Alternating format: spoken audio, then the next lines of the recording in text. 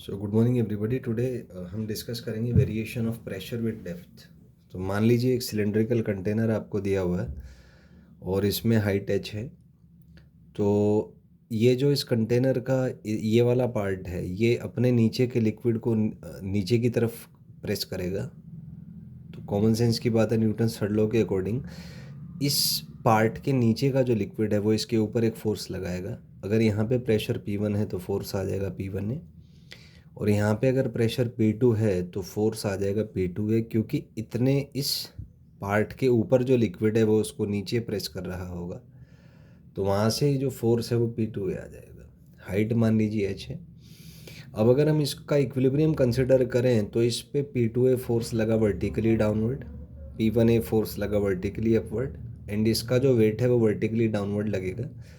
तो इक्विलिब्रियम की वजह से हम कह सकते हैं कि P1A minus P2A is equal to mg। Mass को लिखा जा सकता है डेंसिटी इनटू वॉल्यूम। तो इस सिलेंड्रिकल पार्ट का जो वॉल्यूम होगा वो आएगा आपका एरिया इनटू हाइट। तो ये AH आ जाएगा इनटू जी। यहाँ से एरिया कैंसिल हो जाएगा दोनों साइड से। तो P1 माइनस P2 जो है वो आ जाएगा रो जी एच, और P1 माइनस P2 को हम लिख सकते हैं एज द गेज प्रेशर और the difference in pressure which is equal to rho g h. तो यहाँ से ये गेज प्रेशर का एक्सप्रेशन हम निकाल सकते हैं। अगर हम ग्राफ की बात करें तो डेल्टा पी का जो ग्राफ है रो के साथ, क्योंकि डायरेक्टली प्रोपोर्शनल है तो स्ट्रेट लाइन आएगा। वहीं पे अगर हम बात करें डेल्टा पी का जो ग्राफ है एच के साथ, हाइट के साथ, तो ये भी डायरेक्ट प्रोपोर्शन में है तो ये भी स्ट्रेट लाइन आएगा। यहाँ से हम लिख सकते हैं P1 minus P2 is equal to rho g h. तो P1 आ जाएगा आपका P2 प्लस रो जी एच। तो जो एग्जैक्ट प्रेशर होगा एच डेप्थ पे वो P2 प्लस रो जी एच होता है। तो अगर हम ग्राफ ड्रॉ करें P1 वर्सेस रो का तो एक स्ट्रेट लाइन आएगा, और एच अगर ज़ीरो है तो प्रेशर P2 हो जाएगा। मतलब ये वाला जो इसका कोऑर्डिनेट है वो आपका P2 होगा। वहीं पे जो टेन थीटा है वो इसकी स्लोप होगी, और स्लोप है रोजी, तो हम कह सकते हैं टेन थीटा यहाँ पे रोजी के इक्वल आएगा।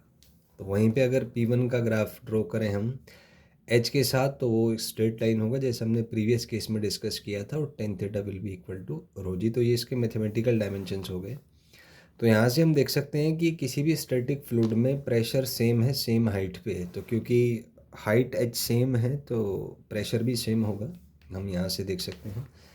हाइड्रोस्टैटिक पैराडॉक्स है, एक मान लीजिए तीन डिफरेंट बर्तन लिए हमने, एक वी शेप का है, एक ऐसा है, एक ए शेप का है, हाइट सेम है। तो अगर हाइट सेम है तो हर पॉइंट पे प्रेशर भी सेम होगा, and that will be P not plus row g H. इसको हाइड्रोस्टैटिक पैराडॉक्स भी कहते हैं, क्योंकि देखने में ऐसा लगता है कि जिसमें मास ज़्यादा होगा वहाँ पे प्रेशर भी ज़्यादा होना चाहिए, बट होगा नहीं, क्योंकि ये जो टिल्टेड सेक्शन है तो ये जो सॉलिड का ये वाला और ये वाला जो पार्ट है तो ये भी लिक्विड पे ऐसे फोर्स लगाएंगे, तो उनके जो वर्टिकल कंपोनेंट्स हैं वो इसके वेट से इंटरेक्ट करेंगे।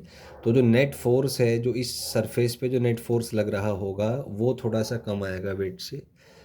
और हाइड्रोस्टैटिक पैराडॉक्स यूज़ करके यही है हाइड्रोस्टैटिक पैराडॉक्स कि हमें लगता है कि यहाँ पे प्रेशर ज़्यादा होगा, यहाँ पे सबसे कम होगा, जबकि ऐसा नहीं है।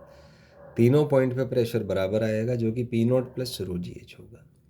अब इसी को अगर हम स्पेशल केसेस में बताना चाहें कि अगर मान लीजिए हमने इस कंटेनर को किसी लिफ्ट में रख दिया जो ए से एक्सेलरेट कर रहा है, तो यहाँ पे हम जी इफेक्टिव का कॉन्सेप्ट यूज़ करेंगे।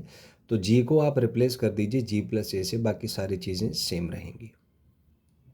अगर ये ए से नीचे मूव कर रहा होता तो जी इफेक्टिव आपका जी माइनस ए हो जाएगा। तो इस तरीके से आप प्रेशर वाले क्वेश्चंस को डील कर सकते हैं।